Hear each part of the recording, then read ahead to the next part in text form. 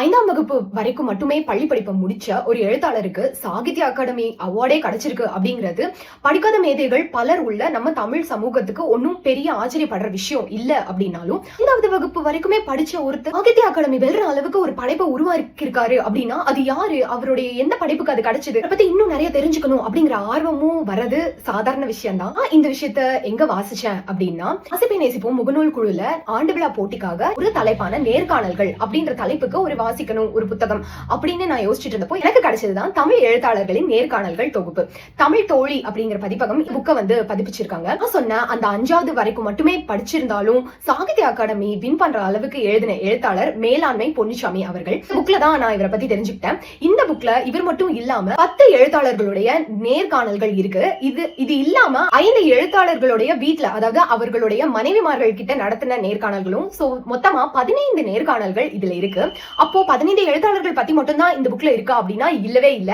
இந்த புக்க ஒரே நாள்ல நான் வாசிச்சிட்டேன். இத வாசிக்க தொடங்கினதுல இருந்து வாசிக்கிறதுக்கு முடிகிற வரைக்கும் என்னால புத்தகத்தை கீழே வைக்க முடியலன்ற அளவுக்கு அத்தனை இன்ஃபர்மேஷன் கொட்டி கிடக்கு. தமிழ் எழுத்துலகத்துல இத்தனை எழுத்தாளர்கள் இருக்காங்களா அப்படின்னு எனக்கு அவ்வளவு ஆச்சரியமாவும், இன்னும் மேற்கொண்டு ஒவ்வொருத்தங்களை பத்தியும் தெரிஞ்சுக்கணும், ஒவ்வொருத்தருடைய ஒரு படைப்பாவது நம்ம வாசிச்சிடணும் அப்படின்ற ஆர்வமும் எனக்கு அதிகமாச்சு. இந்த புக்கை நான் வாசிச்சப்போ எனக்கு எம்பி வெங்கட்ராம் அவர்களுடைய எண்ணிலக்கிய நண்பர்கள் புத்தகமும் ஞாபகம் வந்தது. ஏன்னா மணிக்கொடி எழுத்தாளர்கள், அதுவும் முக்கியமாக பித்தன், கூப்பாரா, ஜானகிராமன், அது மாதிரி அந்த காலகட்டத்துடைய ஒரு 70s 60s 80s அந்த காலகட்டத்துல அத்தனை எழுத்தாளர்கள் இருந்தாங்களா அப்படின்னு யோசிக்கிற அளவுக்கு அத்தனை பத்திரிகைகள் எழுத்தாளர்கள் பத்தி அவ்வளவு இன்ஃபர்மேஷன் அந்த புக்ல கொட்டி கிடக்கும். கிட்டத்தட்ட அந்த புக்குக்கு நேரா ஒரு 80s 90sல இருந்த எழுத்தாளர்கள் பத்திரிகைகள் பத்தி ஒரு புக்கு கிடைச்சா எப்படி இருக்கும் அந்த மாதிரி இருந்தது இந்த புக்கு. நான் சொன்ன மாதிரி 15 எழுத்தாளர்கள் பத்தி மட்டும் இல்லாம புதுசா நிறைய ஆத்தர்ஸ் பத்தி நான் தெரிஞ்சுக்கிட்டேன். எனக்கு தெரிஞ்சு இந்த புக்ல நான் வாசிச்சிருந்தது லக்ஷ்மி, ராஜேஷ்குமார், பாலகுமாரன், சுஜாதா. அதுவும் அவங்களோட புக்கெல்லாம் கூட நான் 1-2 சிங்கிள் டிஜிட்ல தான் வாசிச்சிருக்கேன். ஆனா அது தவிர அத்தனை ஆத்தர்ஸ் வந்து இருந்திருக்காங்க, அத்தனை பத்திரிகைகள் வந்து உருவாயிருக்கு. அதுவும் ஆச்சரியமான விஷயம் என்னன்னா, ஒவ்வொரு எழுத்தாளரும் பாத்தீங்கன்னா 100க்கும் மேற்பட்ட நாவல்கள், 1000க்கும் மேற்பட்ட சிறுகதைகள் அப்படிங்கிற மாதிரி அவ்வளவு இருந்திருக்கு, எழுதியிருக்காங்க. எனக்கு ஒவ்வொருத்தவங்களை பத்தி வாசிக்கிறப்பையும் வந்து இவ்வளவு படைப்புகளும் இதை படித்தவர்களையும் பத்தி நமக்கு தெரியாம இருக்கே அப்படின்னு ஆச்சரியமா இருந்தது. இதுல நான் முக்கியமா தெரிஞ்சுக்கிட்டது, நிறைய பேரு எனக்கு டக்குனு மைண்ட்ல வர்றது காஞ்சனா ஜெயதிலகர், அப்புறம் விமலா ரமணி, அப்புறமா 1982ஆம் ஆண்டு நடந்த உலக எழுத்தாளர்கள் மாநாட்டுல இந்தியாவின் சார்பா அழைக்கப்பட்ட முதல் பெண் இந்திய எழுத்தாளர் அப்படின்ற பெருமையோட இருக்கிற உஷா சுப்பிரமணியன் அவர்கள் பத்தி தெரிஞ்சுக்கிட்டேன். இவர்களுடைய காக்கை சிறகு நிலை அப்படிங்கிற புத்தகம் வந்து ஜப்பானிய மொழியில கூட மொழிபெயர்க்கப்பட்டிருக்கு அப்படிங்கிற இன்ஃபர்மேஷன்லாம் எனக்கு தெரிஞ்சப்போ ரொம்ப ஆச்சரியமா இருந்தது. இதை விட இன்னொரு ஆச்சரியமான விஷயம் என்னன்னா, வைரமுத்து அவர்கள் பத்தி தெரியாதவங்க யாரும் இருக்க மாட்டாங்க. அவர் ஒரு எழுத்தாளர், கவிஞர், பாடலாசிரியர் எல்லாம் தெரியும். அவருடைய மகன்கள் மதன் கார்கி, கபிலன் வைரமுத்து அவர்களை பத்தி கூட எல்லாருக்கும் தெரியும். அவர்களும் கவிஞர்கள், எழுத்தாளர்கள், பாடலாசிரியர் எல்லாமே. ஆனா அவருடைய மனைவி பொன்மணி வைரமுத்து அவர்கள் ஒரு எழுத்தாளர், முக்கியமா ஒரு கவிஞர் அப்படிங்கிற இன்ஃபர்மேஷன் புக்க படிச்சப்பதான் எனக்கு தெரிஞ்சது. சுரேஷ் பாலகிருஷ்ணன், அதாவது எழுத்தாளர் சுபா அப்படின்னு சொல்லப்படுற அவங்க ரெண்டு பேர் சேர்ந்து எழுதுறாங்க அப்படிங்கிற இன்ஃபர்மேஷனே எனக்கு இந்த புக்கு படிச்சப்பதான் எனக்கு தெரிஞ்சது.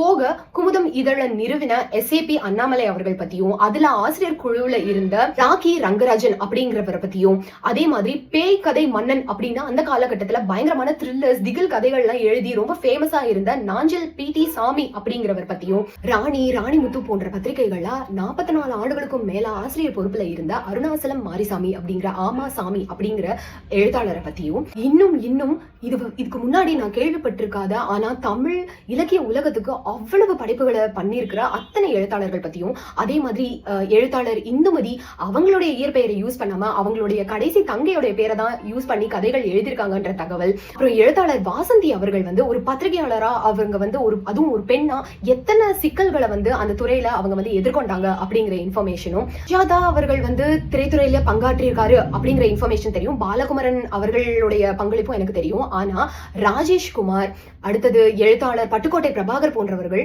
இன்னுமே அவர்களுடைய பங்களிப்பை கொடுத்துட்டு இருக்காங்க திரைத்துறைக்கு அப்படிங்கறதே பெரிய இன்ஃபர்மேஷனா இருந்தது எனக்கு. முக்கியமா காப்பான்ல பட்டுக்கோட்டை பிரபாகர் அவர்கள் திரைக்கதை வசனகர்த்தாவா இருந்திருக்காரு. அது போக கண்டேன் காதலை, ஆக்கிச்சட்டை, இது மாதிரியான படங்கள்ல கூட அவர் திரைக்கதை வசனம் எழுதியிருக்காரு அப்படிங்கறதெல்லாம் எனக்கு புதிய இன்ஃபர்மேஷனா இருந்தது.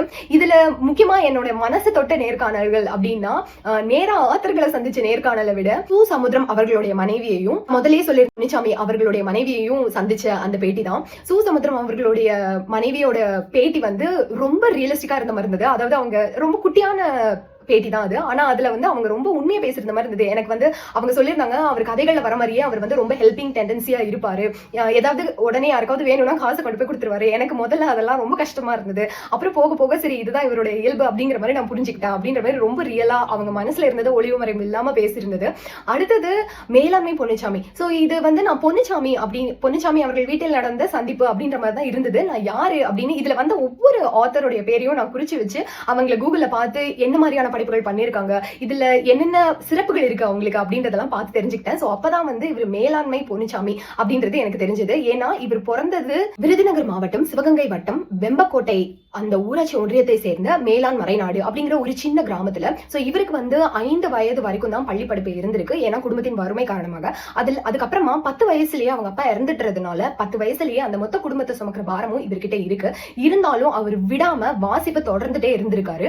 கொஞ்ச நாளுக்கு அப்புறமா அவர் எழுதவும் ஆரம்பிச்சிருக்காரு. சோ இப்படி அவருடைய இலக்கிய பயணம் தொடர்ந்து வந்துட்டே இருக்கப்பதான் ஒரு கட்டத்துக்கு மேல அவருடைய ஒவ்வொரு புத்தகங்களுக்கும் அங்கீகாரம் கிடைக்க ஆரம்பிச்சு அவருடைய மின்சார பூ அப்படிங்கிற புத்தகத்துக்கு 2007ஆம் ஆண்டு சாகித்ய அகாடமி அவார்டு வந்து கிடைச்சிருக்கு. சோ இவங்க ஒய்ஃபை வந்து சந்திச்சப்போ அதுல சொல்லியிருக்காங்க, பேட்டி முழுவதுமே அது ஒரு கிராமம் அப்படிங்கிறதுனால பேட்டி முழுவதுமே வந்து ஒரு சமையலறைக்குள்ள பாதி முகத்தை மட்டுமே காட்டிட்டு அவங்க பேசிட்டு இருந்தாங்க. அவ்வளவு இன்னசென்ட்டான பேட்டியாவும் இருந்தது அது.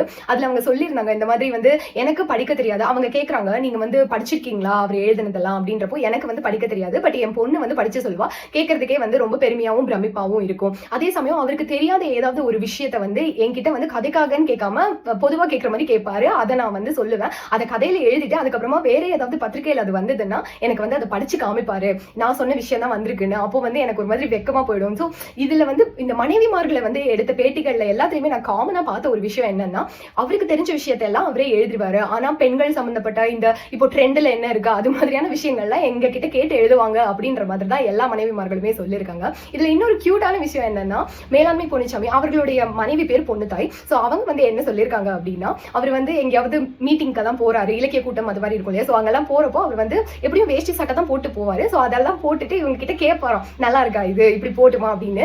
2-3 கூட்டத்துக்கு கூட இவங்க வந்து நான் வரமாட்டேன், எனக்கு என்ன தெரிய போகுது, நானே படிக்காதவன் சொன்னா கூட நானே போறேனா நீ வராம என்ன அப்படின்னு சொல்லி வம்பா இழுத்துட்டு போவாரு. அப்படின்ற மாதிரிலாம் ரொம்ப படிக்கவே கியூட்டா நல்லா இருந்தது. மேலாண்மை பொன்னுசாமி அவர்களுடைய எல்லா நூல்களும் 2018ஆம் ஆண்டு தமிழக அரசு நாட்டுடைமை ஆக்கியிருக்கு அப்படின்ற தகவலும் புக்ல அவரை தெரிஞ்சுக்கிட்டது மூலமா விக்கிபீடியால இருந்து நான் தெரிஞ்சுக்கிட்டேன். படிக்கவே ரொம்ப வந்து இன்ஸ்பைரிங்கா இருந்தது. அதாவது வாழ்க்கை தன்னை போட்டு அவ்வளவு அழுத்தினாலும் அவ்வளவு கஷ்டப்படுத்தினாலும் அதுல இருந்து வெளிவரணும் அப்படின்றதுக்காகவோ இல்ல தன்னுடைய வாசிப்பு மேல இருந்த ஆர்வத்தினாலேயோ ஒருத்தர் வாசிச்சு சாகித்ய அகாடமி அவார்டு வாங்குற அளவுக்கு ஒரு புத்தகம் எழுதுற எழுத்தாளரா மாறி இருக்காரு அப்படிங்கறதெல்லாம் ரொம்ப பிரமிப்பு ஏற்படுத்தக்கூடிய விஷயமா எனக்கு வந்து தோணுச்சு. வெறும் 111 பக்கங்களே உள்ள இந்த புத்தகம் கிண்டல் அன்லிமிட்டெட்ல சப்ஸ்கிரிப்ஷன்ல ஃப்ரீயாவே கிடைக்குது. கண்டிப்பா இந்த புக்கை படிச்சு பாருங்க. நம்ம தமிழ் உலகத்துல இத்தனை எழுத்தாளர்கள் இருந்தாங்களா அவங்களுடைய இத்தனை படைப்புகள் வந்து எனக்கு மேலும் மேலும் இந்த மாதிரி புத்தகங்களை வாசிக்கிறப்போ ஐயோ இந்த இத்தனை எழுத்தாளர்களுடைய ஒரு புத்தகத்தை நம்ம வாசிச்சா கூட நம்ம வாழ்நாள் பத்தாதே